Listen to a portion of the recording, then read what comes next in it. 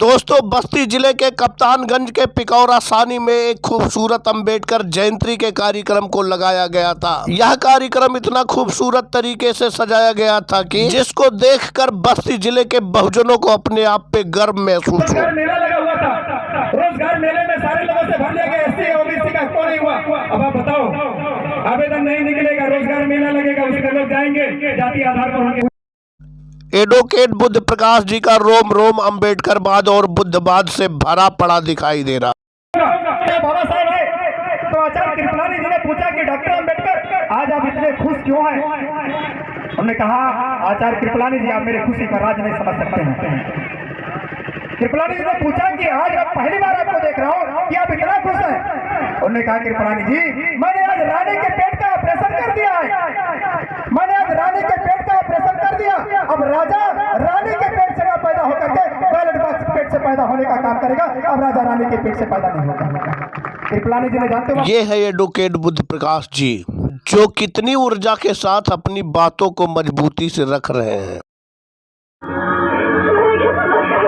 इस जयंती के कार्यक्रम में नन्हे मुन्ने बच्चों ने एक खूबसूरत नाटक का मंचन किया। बच्चों द्वारा प्रदर्शित इस मंचन में फिल्म तीसरी आजादी के एक पार्ट का मंचन किया गया, जिसमें दिखाया गया है कि देश के सामंतियों द्वारा एक दलित का बच्चा जब ओम नमः शिवाय का जाप कर रहा था, जब इस दृश्य को वहां से गुजर रहे मनबड़ों ने देखा तो इस दलित के बच्चे के मुंह से मंत्रोच्चारण के बाद हमारा धर्म भ्रष्ट हो गया, अब तो अकाल आएगा और सूखा पड़ेगा, यह कहकर पंचायत के फरमान पर बच्चे की जिह्वा को काट दिया गया, जिससे यह बच्चा वहीं पर तड़प के मर जाता है। बच्चों के इस हृदय विदारक मंचन से कार्यक्रम में उपस्थित सभी लोगों की आंखें भर आती हैं।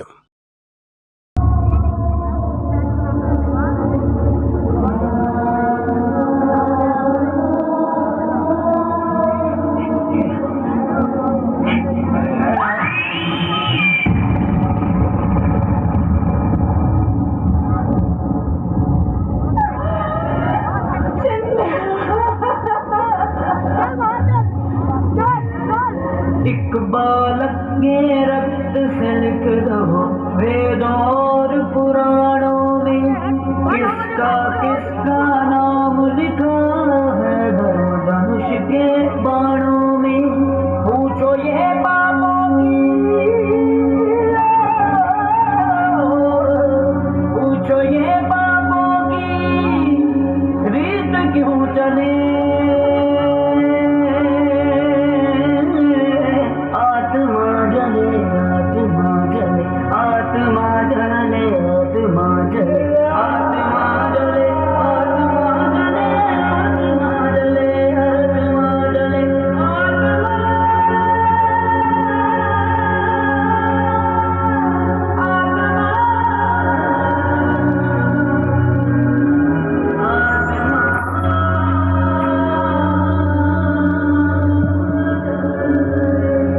जयंती तो ऐसी शानदार होनी भी चाहिए और मेरा समाज इसमें बहुत बढ़ चढ़ के हिस्सा ले पा रहा है, ये बहुत ही गर्व की बात है।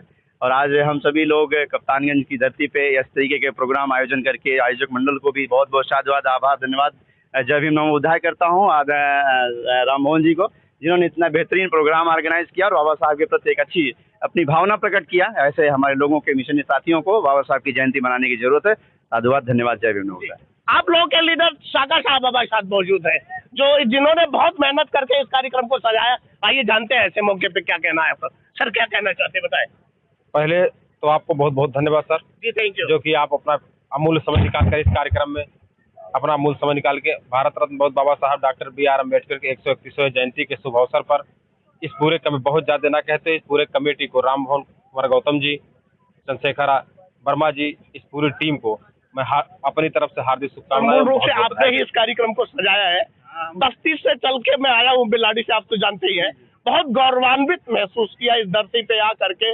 मैं इतना खूबसूरत कार्यक्रम आपने सजाया है, क्या कहना चाहते हैं ऐसे मौके पे आप? सबसे पहले हम आप लोगों को धन्यवाद देना चाहता हूँ। दूर दराज से जितने हमारे मित्र आए हैं, सब लोगों को दिल की गहराइयों से बहुत बहुत धन्यवाद, बधाई, शुभकामनाएं देना चाहता हूँ। हम लोगों के बीच में जितने का बोलते मुख्य अतिथि आए हैं, सब लोगों का स्वागत, अभिनंदन, वंदन करता हूँ। हमारे गांव से जितने लोगों का सहयोग मिला है, उनके लिए बहुत बहुत दिल की गहराइयों से सब लोगों को धन्यवाद देना चाहता हूँ। हमारे गांव के जितने बच्चे हैं, बीच में हम लोग कार्यक्रम कर रहे थे लेकिन किसी कारणवश बंद करना पड़ा, लेकिन अब की बार हमारे बीच में जो जिनको मैं अध्यक्ष बनाया हूँ, इनका बहुत बड़ा सहयोग रहा, क्योंकि कहे कि चाचा किसी भी तरह से आप करिए और हम क्या बोलते पूरा सहयोग करना चाहते हैं। इसी के साथ मैं अपनी बात को विराम देना चाहता हूँ। Thank you sir.